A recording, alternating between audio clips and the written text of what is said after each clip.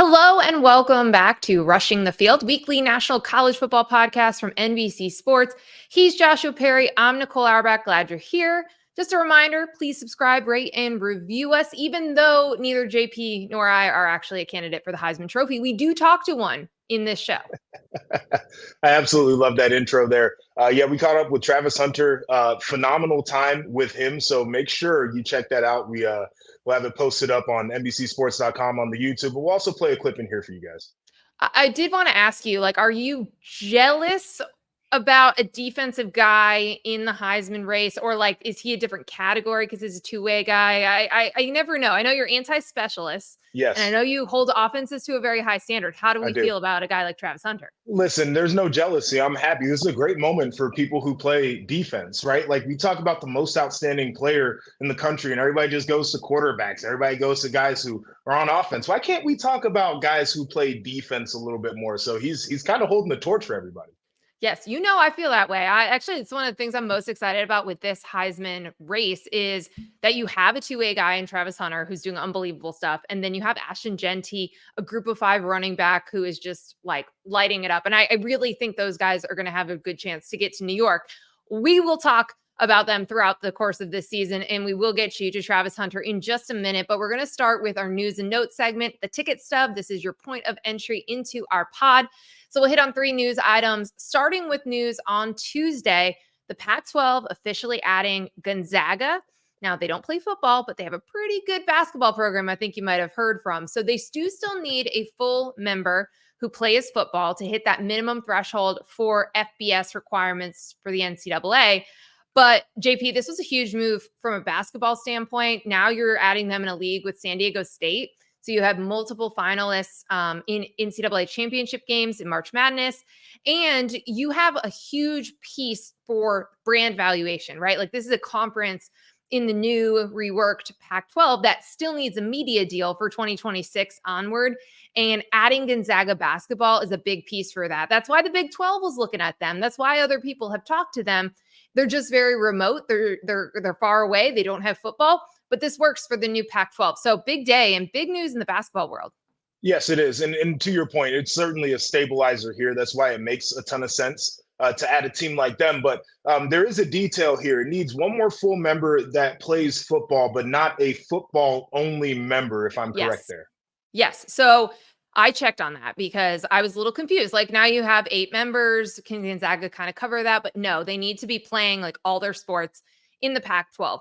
We know that it's getting towards some slim pickings for these conferences that are trying to get there. So one other quick note, the Mountain West did officially add UTEP also on Tuesday. So everyone still needs to make a few more moves and a few more decisions, but they do have a little bit of time to get there. Just think about the confusion, right? There are some fans right now that are seeing some of the matchups as we've gotten further into the realignment era of college football. And they're like, oh, this just feels weird. And we've got even more on top of that with some of these moves. So I think they're going to be maybe some fans, some traditionalists that are going to be a little bit more confused as we get on here. Yeah, absolutely. You want to take us to the second news item? Yes, I will take us there. So Florida State got a little quarterback change potentially. So DJU, broken finger. Nicole, you've got some news on this, but I just wanted to tee it up as well. What do you make of this season? What's left for them? Yeah, so he does have a broken finger. We know that earlier in the week, Mike Norvell put out the depth chart. It's an or at quarterback with Brock Glenn. But considering it's a broken finger, and there are definitely some concerns within that program, wouldn't be shocked to see Brock Glenn starting this week against Clemson. So of all timing, of course, it's up against DJU's former school. And they are heavy underdogs in this game because we have seen Florida State really, really struggle. They got blown out by SMU last week. And Joshua, I don't know. I don't know what's left for them at this point in the season. It's clearly a lost season. I think you're probably, I don't know if you officially throw in the towel or something or just start playing younger guys, but I think that's all you can really do at this point. Well, first off, I will say never let a broken finger ever hold you back. Your boy has got one that is damaged for life. This is getting to toxic locker room territory for Florida State. And I don't want to cast aspersions because I've not heard anything that I can confirm there. I just know from my experience as a player when you were a team who was ranked top 10 in the preseason, you're coming off of a year where you felt like you were left out of being able to pursue a national title. Great year for Florida State. And you follow it up with what we've seen so far in this most recent loss. You're right. Total blowout, like completely lost control of that game. You have to imagine that there are players in that locker room that are not engaged right now. Urban Meyer used to talk about this philosophy of small groups, but you get guys who kind of huddle up and they talk about one position group, they talk about a different position group, they talk about the coaching staff. I think that's what could be happening, and it's really hard to overcome. So Mike Norvell's got a challenge there. I do think a good idea, though, is trying to get guys valuable reps right now, because you're not competing for what you thought you were at the beginning of the year. But if there is a guy who's shown promise in practice and you've kind of been on the edge of putting him in the game, now is a great time to do it, because those reps are going to pay off down the line. Yeah, I think that's all you've got right now is to your point of like, what are you playing for? Our guy's going to kind of start shutting it down a little bit and think about transferring or think about, next season already. So it's going to be really interesting, and especially interesting if Brock Glenn does get the start against Clemson. The third news item, want to get your thoughts on, JP, is a meeting next week. It's happening in Nashville. It's the Big Ten athletic directors and SEC athletic directors. Now, we already know like these two leagues are working closer together than they have in recent memory. This is the two commissioners get along. After there were some tense times, particularly around COVID, when leagues were making different decisions about whether or not they were going to play, when they were going to start the season, things were, it was a little bit of a cold war. Now it's warm and things are good. And a lot of these schools are dealing with the same sort of challenges and questions, like when we talk about the house settlement, and just sort of like NCAA enforcement, lots of issues. So the ADs are getting together, and the two most interesting things I think that they're going to talk about are non-conference football scheduling, possibly looking at something they could do in the regular season. I would think of like a little bit like a Big Ten ACC basketball challenge, where you kind of pair up teams that are like predicted to finish around the same, and have something like that. But there's obviously other issues. Like there's a number of SEC schools that play an ACC school each year, et cetera, et cetera. But the more interesting piece, Joshua, is they're talking again about college football playoff format. Should this thing be bigger? Should there be multiple AQs for the Big Ten and the SEC? This conversation's not going away. And I think it's pretty unpopular to a lot of fans who would rather them just get these spots by a selection committee deciding those teams are the best, instead of saying like, yep, 3 Big Ten, 3 SEC every year. I'm that fan. I am absolutely that fan. To go back to the scheduling aspect of it, I think that could be the biggest positive out of conversations like this. And I'll use University of Michigan right now as an example. They get blasted at home by Texas, and they're a top 10 team still because nobody's out of the race. And frankly, it doesn't matter what happens in the non-con. It doesn't matter. It does matter, but it does not hurt you if you can compete in your conference. And so I do think we should try to create some of these matchups that are more intriguing. We should put these two leagues head to head against each other.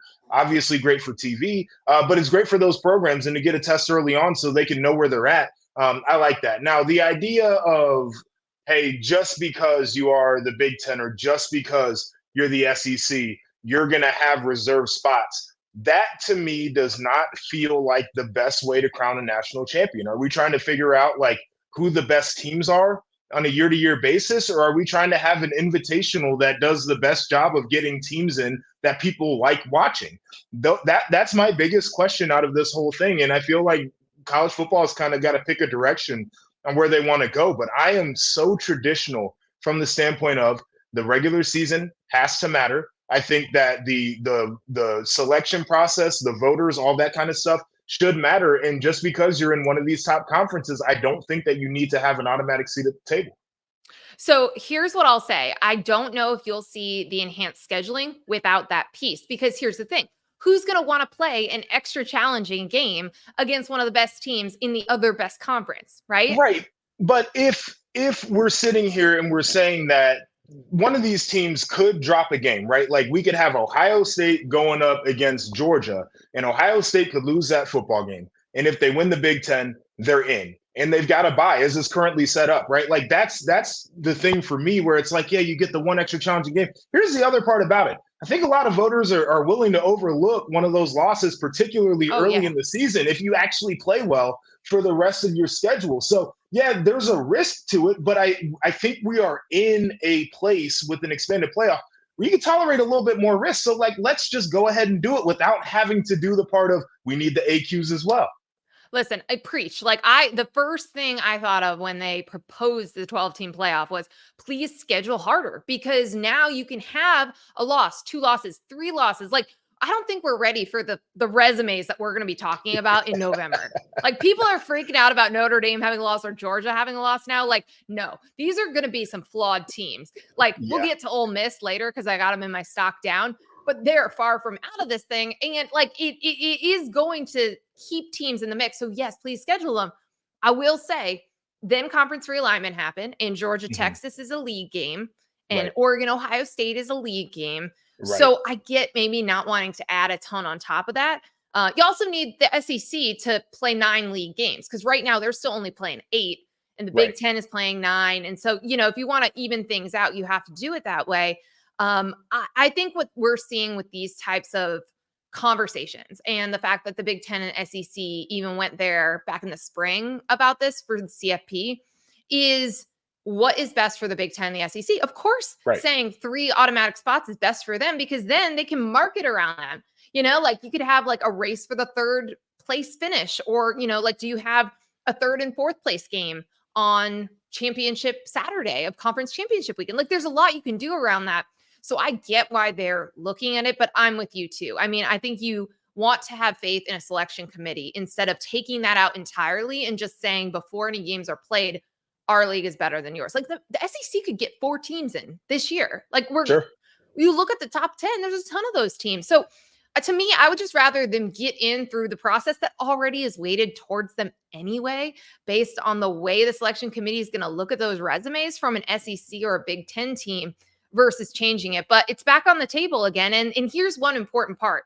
The Go ahead. Big Ten, the SEC can basically decide this by themselves. They are able Mm. to change the format with advice, but not voting power from the ACC and the Big 12.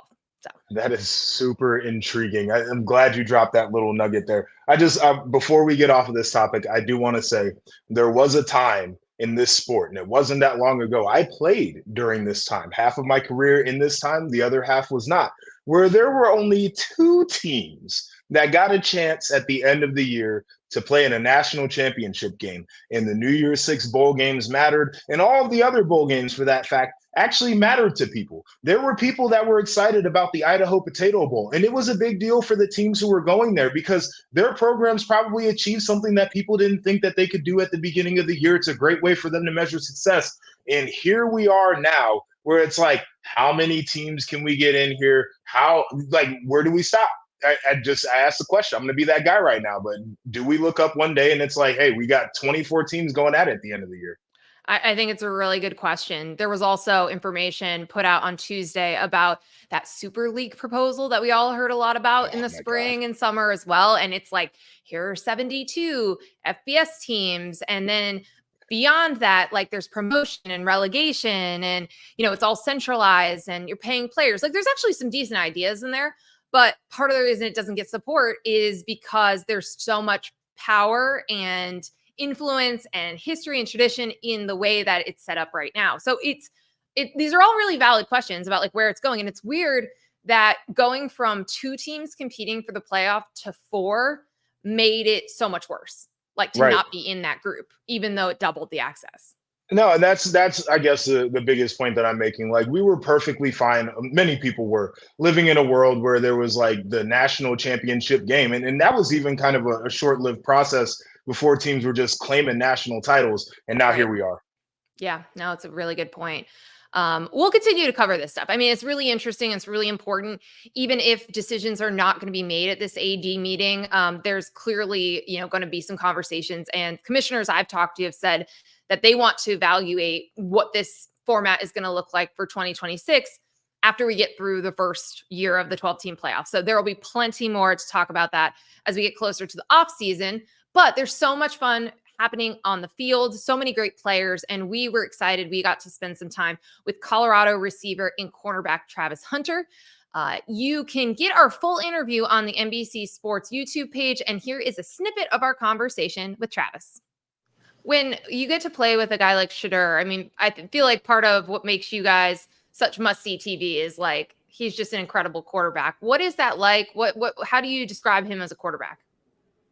I just know the ball is going to be where it's supposed to be, and it's going to be there on time. So I just trust him with everything. I know if I run my route, I do my job, I know it's automatic with him. So he's going to put the ball in the right spot. The placement is always going to be on point, and accuracy is definitely always there. So I just know playing with him is just it brings out a lot of me to just keep wanting to be great, because just seeing him work in practice on his off time, he's always working, he's always trying to get better. So I wanted to ask you about last week's game against UCF. To me, it felt like the best game that I've seen from Colorado football in the Coach Prime era. You guys protected Shedeur very well. You created negative plays defensively, like all of the things that you needed to do.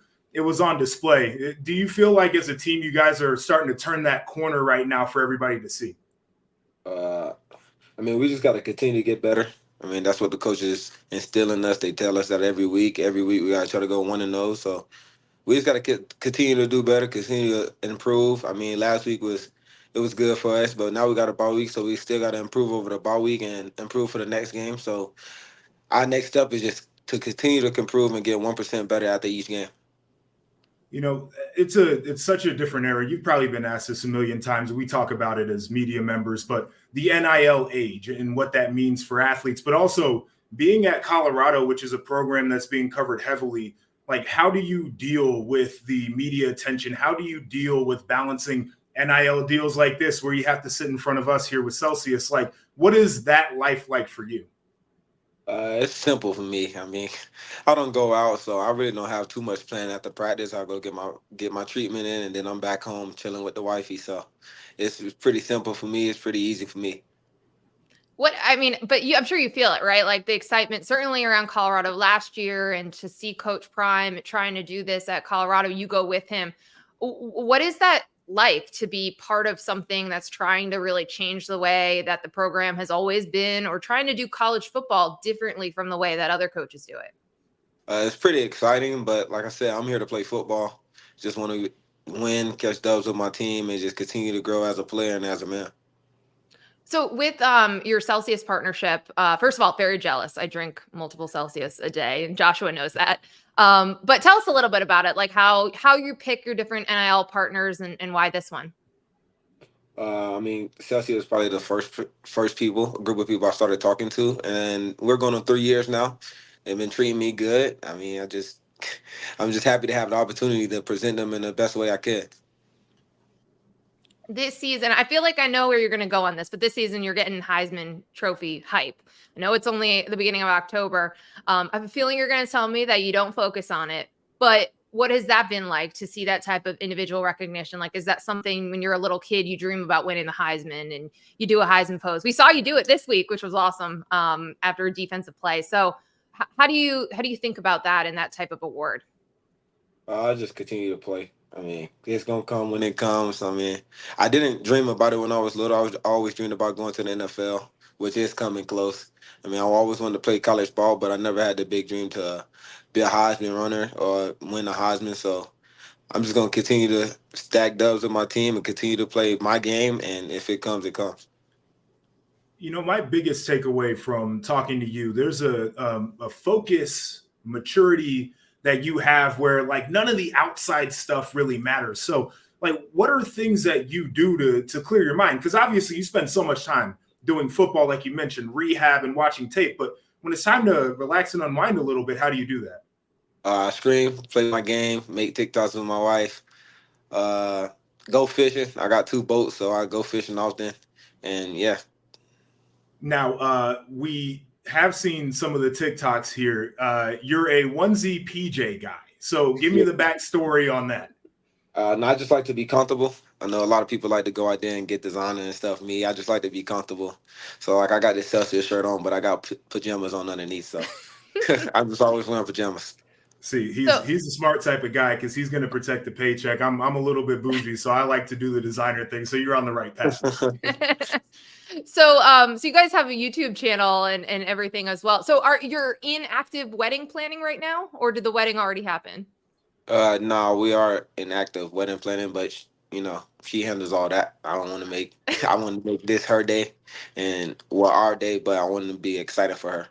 I was gonna say, like, you have like 2 full-time jobs, you're a receiver, cornerback, and planning a wedding, but it sounds like that part's off your plate a little bit. Yeah, that part's definitely off my plate a little bit. I can't design nothing. All I can do is pick a song and pick a dance. I mean, is there anything on your wish list? Like, of course, you just mentioned the music there, but like anything that is specifically for Travis for the special day? Nope. That is awesome. Well, Travis, we really appreciate you making time and chatting with us. We wish you the best of luck the rest of the season. And even if you're not focused on the Heisman, we're still going to talk about you for it because we think, what you're doing is really incredible. Yes, ma'am. Thank you. What an awesome interview there. And like Nicole said before, you can go to the NBC Sports YouTube page and you can check out the full thing. It's up already. But now it's time for us to get to a little stock up, stock down. And I will get started here. Stock up. I'm going with Rutgers. This is a team that is 4-0 for the first time since they joined the Big Ten. First time overall since 2012. There's a lot to like about this football team for me. First off, Kyle Monangai has been phenomenal for them. He is a true workhorse running back. They know, opposing teams know that the game plan is predicated on him. He's scored in every game. This is also a defense that's maybe not the most stingy, but they found ways to get the job done. And I'll look at their game last week against Washington, where if you look at the metrics, Washington's supposed to win that football game.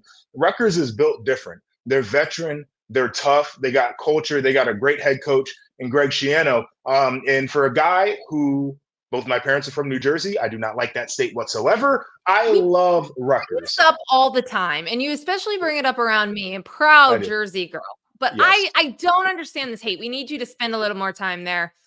I'll take you to the shore. We'll work on this, okay? All right. We'll get it figured out. But I've never liked New Jersey very much. But you like Rutgers, so maybe this will just turn things around for you. This is my opening into loving New Jersey, apparently. Yes. Welcome. Welcome. Grease trucks. Have you eaten them? Have you been to Piscataway? Yeah, I've been to Piscataway a few times. Okay. Coffee's is the spot that I've gone to. Great deli, phenomenal food, everything from top to bottom, cannolis for dessert, like the whole deal. Right? There are some redeeming qualities. I just think overall, like if I was doing an overall grade, it would be 50 out of 50 if I'm ranking the states. There are definitely worse states than New Jersey. This is outrageous. Right, as someone who went to college during Jersey Shore's debut and went to Michigan, where not everyone had been to New Jersey before, or even like New York. I had to own that. I may or may not have changed my Facebook name to Nicole Auerbach, which then got stuck for a month. But I had to defend the state and the honor of that place, even amid that show, which was honestly a delight, but not a realistic representation of our state. So you were on the reality TV back in the day, once upon a time. Yeah, now that's your thing. That's your thing for sure. But no, I love Rutgers too. And this gets me into my stock up team because it is a fellow former Big Ten East team in Indiana. They are 5-0 for just the third time in program history. And I think there's a ton of parallels when you look at Rutgers and you look at Indiana. Different coaches, different identities. But they're out of the East, where every single year their schedule would have Ohio State, Michigan, Penn State, and Michigan State. And this dates back to Michigan State when they were like a CFP type team. Yes. That's a really hard schedule. And you got to pencil in 3-4 losses every single year. It limits what kind of bowls you could look to. It limits the wear and tear that your guys are having on the season. There were some losses that were just incredibly demoralizing, that were really hard to come out of and snowball into the next week's game. It's just a totally new world when you don't have divisions in the Big Ten. And I think those two schools are the biggest beneficiaries of it. Plus, you have Curt Cignetti backing up the talk. Like that, you and I spent the entire summer being like, can he do it? He has been brash. He's been promising Big Ten championship games. He said he hates Michigan and Ohio State and Purdue, and he's going to beat all these teams. And then he brings so many players and coaches over from JMU, a program that he helped elevate from FCS to FBS, and they're good and competitive right away. Does the same thing, sets a foundation, at Indiana with those guys, with that culture, brings in Curtis Rourke, one of the best players in the MAC. And it is working. Like, they are legitimately good. And this is a clear foundation of what they want to be. Like, it's not that this is a flash in the pan and next year you got to start from scratch. No, I'm totally there with you. And I like that you brought up the parallel between the two teams and how realignment has been a benefit to them. Like when I was playing at Ohio State, obviously 14 was the year that we won it there. 15, Michigan State was in the college football playoff. Michigan was a top 10 team at the end of the year. You go to 2016, Penn State was really good in 2016, right? Like Michigan and Ohio State had that big battle in 2016. Like there were really good teams in the East, and these were all the teams that they had to play with. And just from a mental standpoint, like you get into the meat of the conference schedule, those guys might be a little bit checked out. And now, as I look down either one of these schedules, I think Rutgers has a great opportunity of winning 9, and I wouldn't be shocked if Indiana won 10.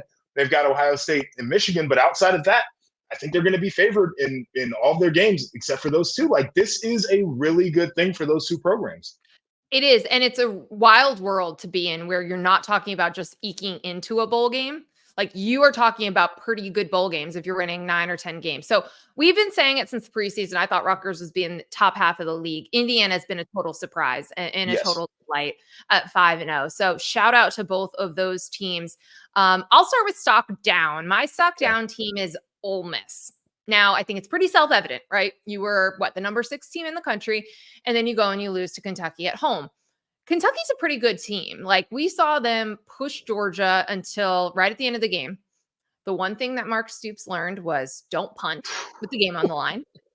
He then went to the other end of the spectrum and was like incredibly ballsy with that 4th down call deep in Kentucky's own territory. Who does that? It was crazy. 63-yard play from Brock Vandergrift, like unbelievable, especially for a team that's like really struggled offensively throughout the first part of the season. Brock Vandergrift could not throw the football at one point during the season. I think it was the South Carolina game. Could not throw the football. Yeah. They had basically the same amount of sacks as completed passes in that game. So like that is a flawed but good defensive team. They're a tough team. But this is the kind of game Kentucky usually loses. And this is the kind of game that like a really good team, a true CFP contender team doesn't lose. So Georgia did not lose this game to Kentucky. Ole Miss did. And that high flying offense that was putting up so many points and yards against everybody. They were playing like basically nobody except Wake Forest, who turns out not very good. And they come into this game and they lose it. So again, it doesn't eliminate them from the CFP. But it was not a loss that I think a lot of people penciled in. And I think a lot of us put them in the CFP in the preseason because the schedule is favorable. So now it's like, well, where do you go from here now? Like how do you get better? How do you get tougher? Like it felt like they were kind of soft in that game. Yeah, I agree with that. You got to learn from losses in this situation. I was one of those people who looked at Ole Miss and their schedule. And I said it's got to be one of the more favorable schedules in the SEC. But there is that question that lingers with Ole Miss and Lane Kiffin and how that program's built.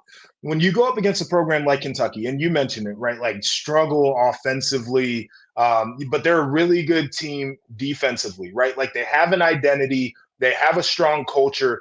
How do you respond when a team is going to come in there and try to push you around and hit you in the mouth? And the response was not that good.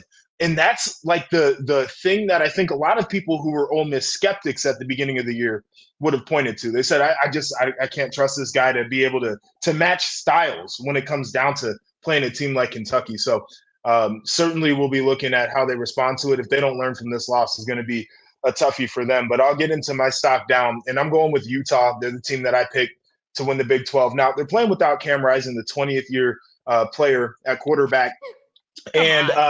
It's kind of true. He's older than you, but like no, like it's still seventh year. Okay, all right, yes, because we got 9th year guys that are playing in college football right now. So I think that changes the identity of the team. It's part of the reason why they're in stock down. But you start to look at how they lost that game. Okay, so under 100 yards rushing, that does not sound like a Kyle Whittingham team whatsoever. They had 2 giveaways offensively, but they also had 4 fourth downs that they did not convert. So 4 turnover on downs, which is really bad for them. Like this is not what I expected to see from Utah, and certainly is not a winning formula for them as they move forward. So I think that they're going to have to maybe find a different pathway to victory than what we've seen from them in the past. But just based off of that one result, I think the arrow is pointing down on them. Well, and I just think, like, based on last year and the way that they talked about Cam Rising's injury, you just kind of have to assume that he's going to be out until Yeah. we see him play in a game again. Doesn't matter if he's warming up, doesn't matter if he's listed as week to week.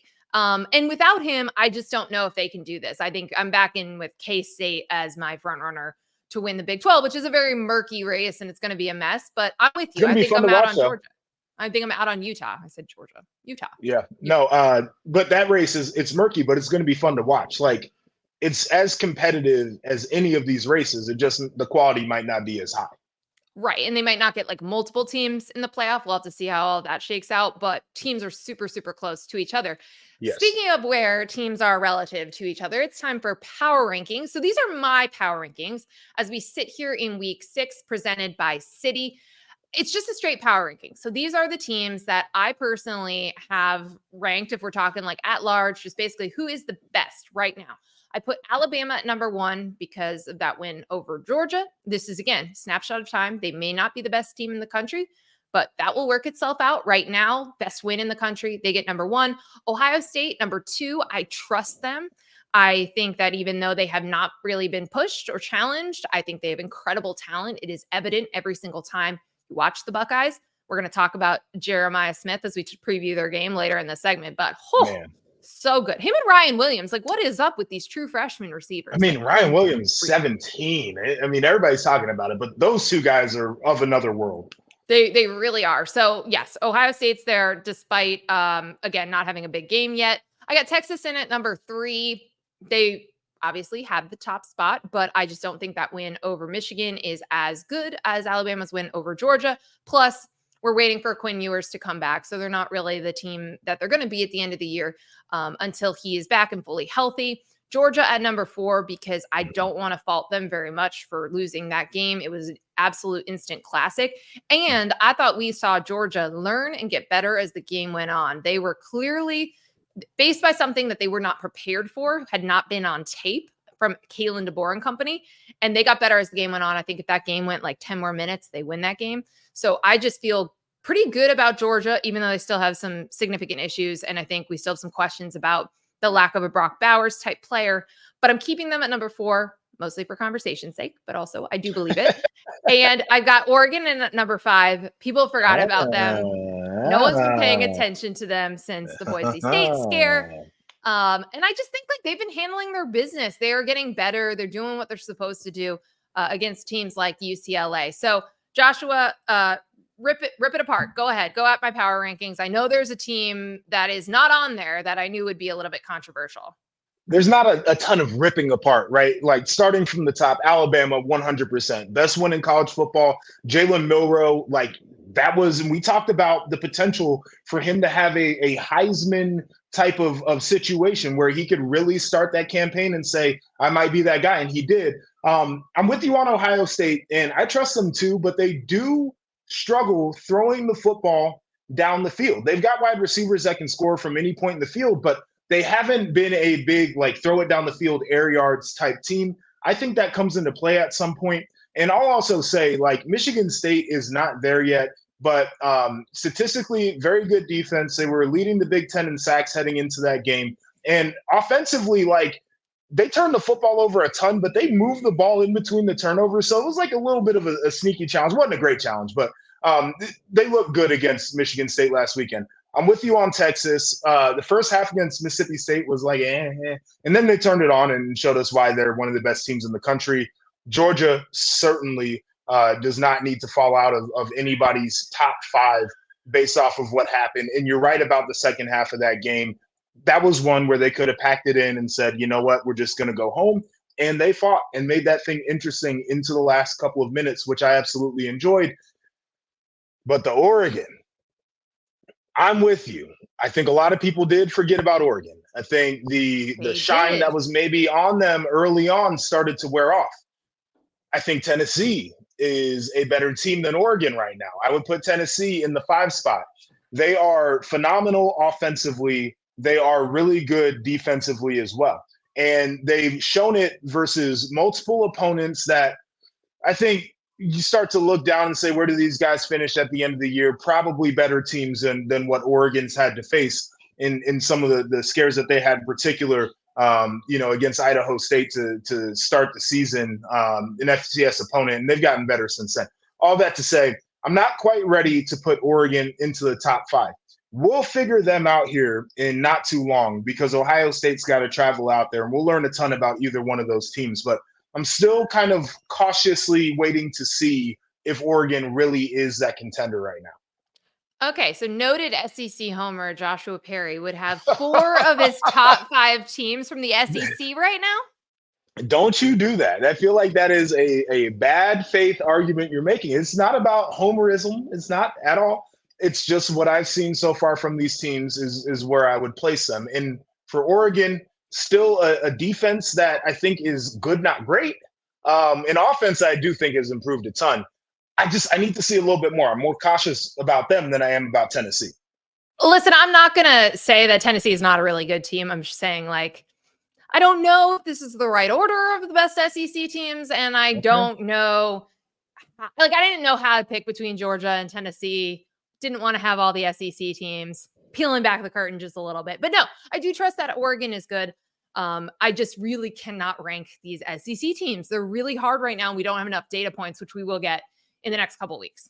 I think that's fair in terms of data points. And to your point, like, we're going to learn a lot about all these teams here in the next couple of weeks. So it'd be great for us to come back here and bicker about who we would put into a power ranking. But let's get into some week 6 previews and picks against the spread, of course. And we're going to start with Syracuse at number 25, UNLV. UNLV is favored by 6.5.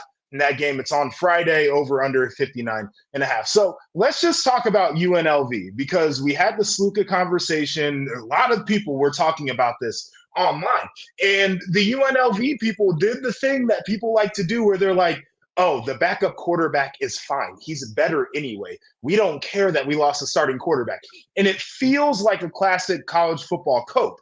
And then against Fresno State, Malik Williams threw for 182 yards. He goes out and he rushes for 119, accounted for 4 total touchdowns in his first start. And you're like, holy moly, this team they're a really good football team. And they weren't just coping when they said that the backup quarterback can really play ball. Are they better now? I think they might be, right? Like, you can make a strong argument. Sluka wasn't really able to throw the ball, right? I mean, I think like this is a really interesting situation because you saw the way that the players responded. They were all tweeting stuff about Malik Williams, like, about time, it's go time. He was with the team and would have been the starting quarterback, and Sluka got there in August in fall camp and won the job. So it's fascinating to see the dynamics of this play out. And to me, UNLV is still I've got them at the number 12 spot in my CFP projections right now because of the resume. They have 2 wins over power conference teams. Boise State's going to be there, right? Like, those 2 teams are actually going to meet in a couple weeks. I think it's going to be a great game. I think both these teams are absolutely deserving of the attention, but UNLV's got some time here to figure out this new offense, see what they're going to look like, and also just the response. So I know Syracuse is playing really well for the most part. Kyle McCord's been mostly good as the Ohio State transfer there. It's been a good marriage. Fran Brown loves him. They did lose to Stanford last time we saw them, but I'm going to take UNLV. Like, it just feels like they are going to be better offensively moving forward and that they have a point to make and to prove here the rest of the way. Plus, I agree with you. I am shocked this game is at home. I'm not sure how that happened. I know this game got added in like January. This is relatively new. They needed a game because this is the game that Barry Odom told me as soon as this game was added and he saw 3 power conference opponents, he looked at the schedule and he started talking to his team about the college football playoff because he knew that the resume could be there if they've been in the Mountain West. So I'm taking the Rebels and the points. Yeah, I am too. And this is not any shade to Syracuse. And you mentioned Kyle McCord. He's leading FBS in passing yards per game right now. It's a stat that I don't think many people are aware of. Now, he throws the ball 44 times a game, so they're giving him every opportunity to go out and quarterback that offense there at Syracuse. But the idea to me is I do think UNLV understands what the moment is. They're playing at home in this game. And we have talked about this theme that keeps popping up where you're the group of 5 team and you have a power 4 opponent and you're like, this is real for us. We can win these games and we can make it into the playoff at the end of the year. I think the magic continues for UNLV. Yeah, I agree. So let's talk about second game involving your Buckeyes. They are favored by 19.5 points, hosting Iowa, over under 44.5. This one I put on here because I wanted to make sure we had some more time to talk about Jeremiah Smith, because I think he is fabulous. And I think he's the best Ohio State receiver we've seen in this run of incredible wide receivers. But also, I wanted to get your thoughts on the Iowa offense. It's much maligned. We focused a lot on it last year because there was a literal point total for them to try to match for Brian Ferentz to keep his job. He did not. Tim Lester is in. They are still looking and playing very Iowa-like, which is, running the ball, complementary defense, special teams, 3 phases, all of that. But Caleb Johnson is really good. He's putting up really good numbers. He's rushed for over 100 yards in each of the games that Iowa's played this season, 206 against Minnesota last time that they played. So I'm not necessarily going to say do you think Iowa can actually beat Ohio State? But I just wanted your take on what the Hawkeyes look like this year and where they've actually improved. And are there anything they could do that could actually teach us something about Ohio State? Well, I think 2 things is, number one, they certainly look better running the football, not just because of Caleb Johnson, who I think is a top 5 back in the Big Ten Conference. I think part of it is their offensive line looks much better. That was an issue for them last year, among the fact that the quarterback couldn't really throw the football and the wide receivers really couldn't catch the football either. Like they genuinely had an offensive line problem as well. And that problem is not nearly as bad as it used to be. I think they're playing well as a unit. Now, they're going up against a very stingy Ohio State defensive front, one of the best run defenses in the country. And they haven't really done a ton, Ohio State hasn't, in terms of scheme variety to try to be extremely disruptive. They just kind of let the guys go out there and eat. So this is the game within the game that I will be watching, because Caleb Johnson, especially when he gets out into the open field, he can run away from guys. He's added a little bit more power to his game. Like, he is a high quality back, and I think he could present a problem if Ohio State does not corral him early. Now, Ohio State is going to win this game, and I don't think it's going to be particularly close, because if Iowa has to get into a situation where they have to play catch up, that's not going to go very well for them. When I look at Will Howard and the rest of the Ohio State offense, he just has to not put the ball in bad places, and I think they're going to be able to move the ball. This Iowa defense isn't the same as it's been in years past. They're not as stingy as they typically have been. But I think this kind of Iowa run game, Ohio State run defense is certainly something to watch here. Yeah, I'm with you on the Iowa defense. Not quite as lights out as it's been. Also, our favorite punter, Torrey Taylor, has moved on. So there's some adjustments in the special teams game. I'm with you, though. I think Ohio State will cover. I know it's a big number, but they can score quick. They can be explosive. Iowa can't. And unless it's a long Caleb Johnson run, which I'm not going to say that that's impossible. But right.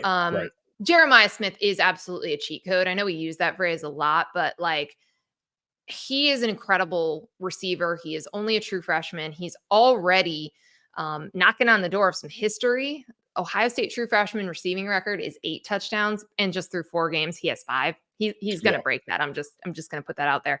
So, I just think they're too explosive. They're going to get this done. Last game I want to get your thoughts on is Michigan, Washington. So somehow Michigan is still the number 10 team in the country. I think that's because it's very hard to come up with the number 10 team in the country. There's a lot of flawed teams in that in that 9, 10, 11, 12 range. Because otherwise you're talking like Clemson or somebody. But very flawed offensive team. 32 pass yards against USC, 86 pass yards against Minnesota, ranks 130th in yards per pass, very one-dimensional. And Washington is actually favored in this game, 2.5 points as we're recording this. They have a good defense. They've been pretty reliable. There have been some bad penalties. There have been some play calls that have cost them a particular moments this season. You could argue they should be unbeaten if you look at the way that those games ended against Wazoo and Rutgers. Totally. So how do you see this one? The margins are super thin in this game, right? Because I agree with the idea that we could be looking at an undefeated Washington right now, and we're just not. One thing I do know is Steve Belichick is going to be just like his father when it comes to creating a game plan. We have to cut off the head of the snake. We need to take away the thing that the opposing team does the best. And so looking at Michigan, it's not even really the run game as a whole. Alex Orji's run numbers have not been crazy. It is Kalel Mullings to me, where they're going to be like, we got to stop that guy. I think he's phenomenal. Again, another back who is getting the pill in all of the critical situations, and he's made a lot of magic of it. But when I started looking through the Michigan drive charts, because I was curious, like this, they've been outgained, I think, in both of the games against Minnesota and against USC. So their touchdown drive to start the game, they went 9 plays, 79 yards. Their other touchdown drives, though, 3 plays, 16 yards, and 1 play, 11 yards. So they got the ball in a short field. Their field goal drive was 14 plays, 58 yards, but they couldn't punch it into the end zone. They had 1, 2, 3, 4 3-and-outs, and one of those drives they went backwards. The other one of those drives of the 4, they only gained a yard. Go to the USC thing. I know this is taking a long time, but I'm trying to make a point here. So touchdown drive, they went 5 plays, 63 yards. Another touchdown drive, 6 plays, 80 yards. Last touchdown drive, they went 10 plays, 89 yards. So when they can sustain, they're moving the ball, they're scoring points. Outside of that, they had 3 and out, 3 for 8 yards, a 3 for -1, a 3 for 7, a 3 for 1, and a 3 for -4. There were 2 drives where they went 3 plays and went backwards and had to punt the football, right? And so for me, like, they are super inconsistent. Even like there have been times where they move the ball, they've done a great job. Outside of that, it's a question of if they're going to be on the field for an extended period of time. My point being, their defense in those second half of games, they've let teams back in. They're playing a lot of reps right now. And last year, they rolled guys. Last year, they had depth. Last year, their offense could sustain. That's the biggest thing for me, is if they get into another one of these games where they got to play 70-plus reps, it could be icky for them. 2.5, it feels real with the top 10 team, but like I've got a feeling that Washington's going to have a way to win this one. Yeah, I completely agree, by the way, about the second halves. Like, we have seen the defense get scored on, or offenses figuring out what Wink Martindale and crew are doing, and maybe not adjusting back to what they're adjusting to you. But also it's just like, it's a strange system, right? Because it's not the same, like, quorum, like, we can just do this and we know that we will eat clock. We know we will sustain the drives. So you're putting people in a different situation. And obviously you've got a totally different personnel. They finally did realize that Kalel Mullings is RB1. Yes. Took a couple weeks to get there. But yeah, it's a different world with this personnel, this coaching staff, and a quarterback that isn't going to throw the ball, because I just don't know that Michigan can blow anybody out. So when you look at any possible opponent, and we saw this with Minnesota, we saw this with USC, people can come back on them because they can't continue to pull away without a pass game, I think. I agree with you. And the one thing I do want to note about the pass game for Michigan is when they've dropped back with Orji, he has 1 speed throwing the football. He has 1 speed. And the one time he tried to throw an off-speed ball was that deep shot he took to Colston Loveland, and that one got picked off, right? Like, it's a real struggle for them to try to throw the football at this point. I completely agree. I also would take Washington in this game, with though they're favored by 2.5 points. I think they'll cover. I think they're going to win the game. But it is time for our underdog picks. Now, I did not have a good week with this, but basically, at least one of us every single week would earn you money if you listen to our underdog picks. And a lot of them are outright winners. Like, that's what we're here for. So Joshua, why don't you go first? Give us your underdog pick of the week. All right. So this one's a little bit wild. This might be where my streak comes to an end, but Miami is traveling out to Cal. Okay. Cal is a 10.5 point underdog.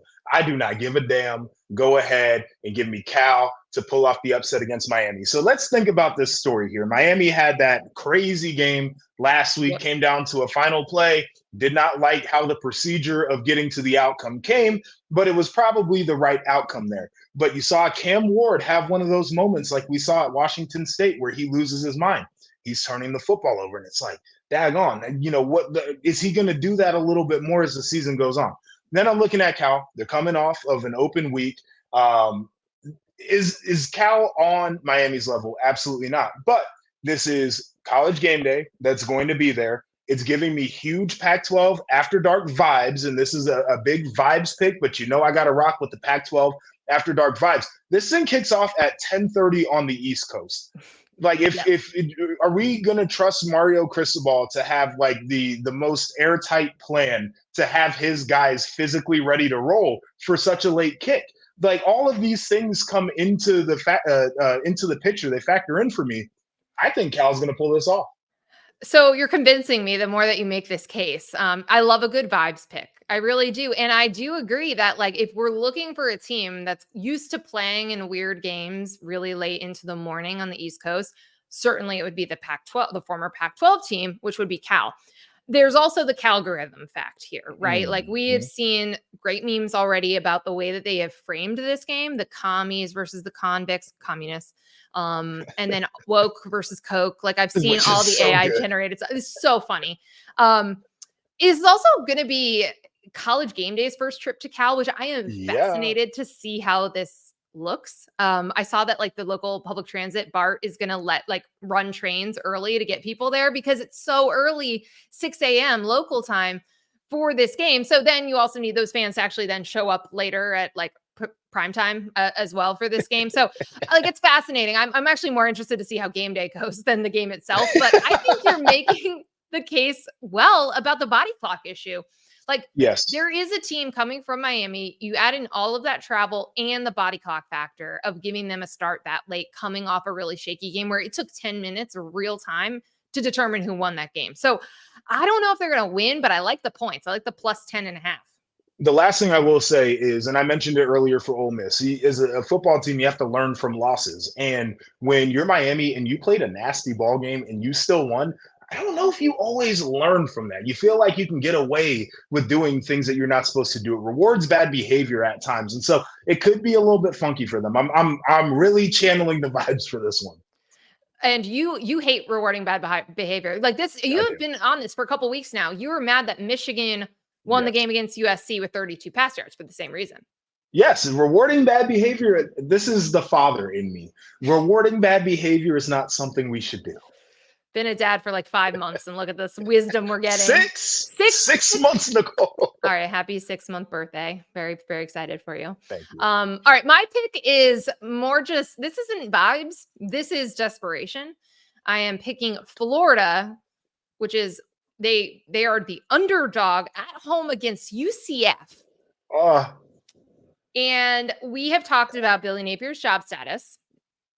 We haven't actually in a few weeks because things have been like kind of quiet, but you can't lose to UCF. Like, there has been a whole thing about not wanting to schedule them unless it's a two for one, because you just are not on the same level as UCF. UCF also just got blown out by Colorado last week. Yes. The whole KJ Jefferson, Guess Malzahn marriage is not the next second coming of Cam Newton by any means. You cannot lose this game. It's at home. It's against UCF. You're not supposed to be close to them. They're supposed to be inferior to them. So I'm taking Florida as desperation, backs against the wall, cannot lose this game. I'm not saying Billy Napier is going to keep his job. I think that will come later in the season, but I think that Florida has to win this game. I love this pick. I think the rationale behind it is phenomenal. And then you start to dig into the game against Colorado that UCF just had. I think they gave up 13 TFLs. Like, they did not look like a good football team whatsoever. And Florida hasn't looked like a good football team either, but their chess pieces are supposed to be much better than UCF's. And I think that in this type of a game, playing at home can be the determining factor. We have actually also seen Graham Mertz play extremely well once this season. That was shocking. Yeah. And DJ Lagway also has had a good game this year. So maybe they'll be able to win this one and kind of put off the inevitability of Billy Napier's job status for a few more weeks until it gets even worse and more hard, because they have a brutal schedule this season. So we'll continue to track all of that. And please, if you're making our picks and we win you money, we would love to hear from you. We want to be helping you. We love the Calgorithm. We want Cal to have a great showing at game day. We are just pro all of our listeners and pro all of the vibes, picks, and everything else in college football. We love the weirdness. We loved the cheerleader who knocked out an Oklahoma player. We loved everything that happened in college football this week. And that's why our podcast is called Rushing the Field, because we love the craziness. We love the upsets, and we love chatting with you guys. That'll do it for this week. We'll be back next week. Joshua Perry, Nicole Auerbach. Thanks for listening. Talk to you soon.